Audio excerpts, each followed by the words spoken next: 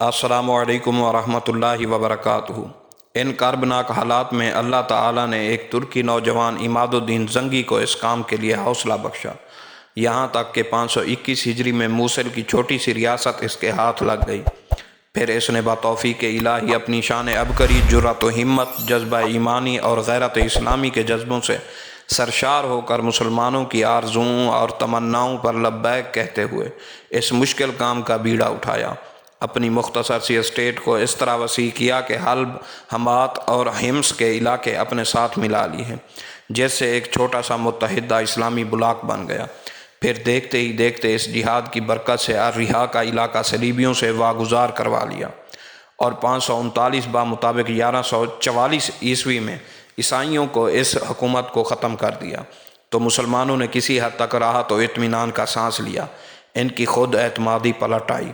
انہوں نے الرہا شہر پر اپنے دوبارہ قبضے کو فتح الفتوح کا نام دیا۔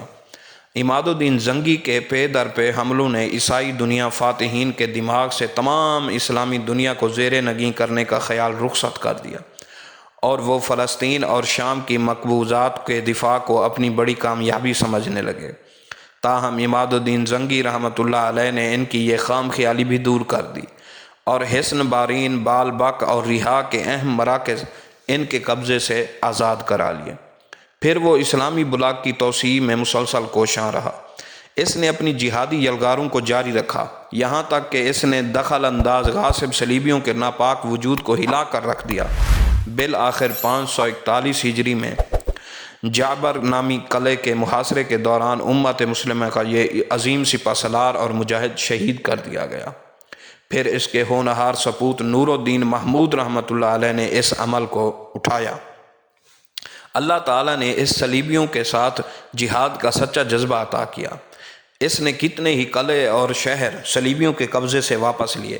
اللہ تعالیٰ بھی اسے اس کی خلوص نیت اور رفتار عمل جہاد کی نسبت سے اپنے مدد خاص سے نوازتا رہا، یہاں تک کہ اس نے القدس شہر صلیبیوں سے چھڑوانے کا مصمم ارادہ کر لیا۔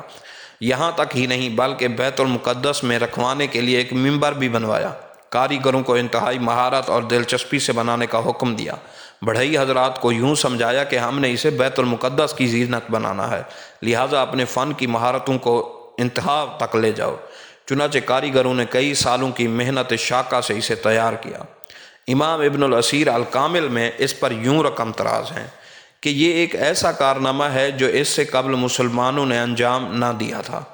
ان کوششوں کے ساتھ ساتھ اس نے اسلامی بلاک کو متحد اور بیدار رکھنے کی کاوشیں بھی تیز تر کر دیں، جن کے نتیجے میں اللہ تعالیٰ نے اسے بکھری ہوئی چھوٹی چھوٹی من پسند قلعوں اور شہر کی حکومتوں کی بجائے ایک طاقتور جہاد کو جاری رکھنے والی سلطنت عطا فرمائی۔ جزیرۃ فراتیہ، سوریہ یعنی شام، اردن، مصر، حجاز اور یمن اس سلطنت کو مضبوط پائے تخت سمجھے جانے لگے۔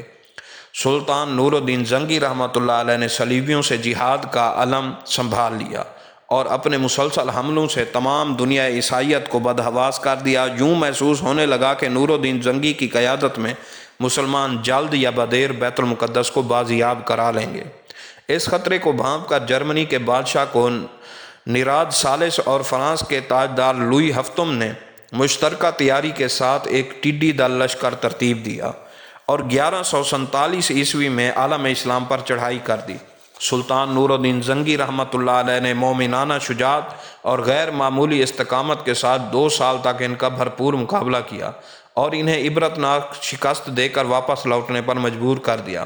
عیسائی حملہ آوروں کی اس دوسری مشترکہ یلغار کو تاریخ میں دوسری صلیبی جنگ کے نام سے یاد کیا جاتا ہے۔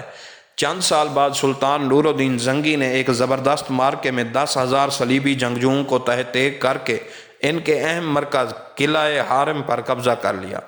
بعد ازاں دنیا عیسائیت کے مقابلے میں مضبوط مورچے تیار کرنے کے لیے انہوں نے دمشق اور مصر کو بھی زیر نگیں کر لیا۔